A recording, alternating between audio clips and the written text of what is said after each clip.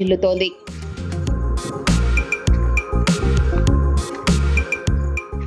కార్వేటి నగరాధీశులైన ఉమ్మడి నరసింహరాయలు చంద్రగిరి కోటను తొలుత నిర్మించినట్లు చరిత్ర చెబుతోంది.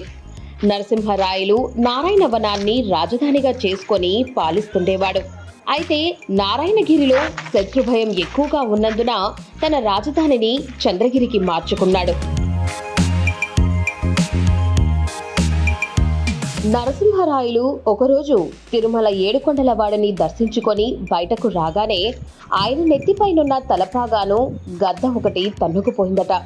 దీంతో రాజభటులు గద్దను వెంబడించగా అది చంద్రగిరి అడవిదాకా వెళ్లి ఒక ప్రాంతంలో దాన్ని జారవిడిచిందట. తలపాగాను దొరకబుచ్చుకున్న రాజభటులు ఈ విషయాన్నంతా రాజుకు వివరించారట. తన రక్షణ కోసం ఒక మంచి కోట నిర్మించేందుకు అనువైన స్థలాన్ని చూపించేందుకు ఆ శ్రీవారే ఇలా చేసి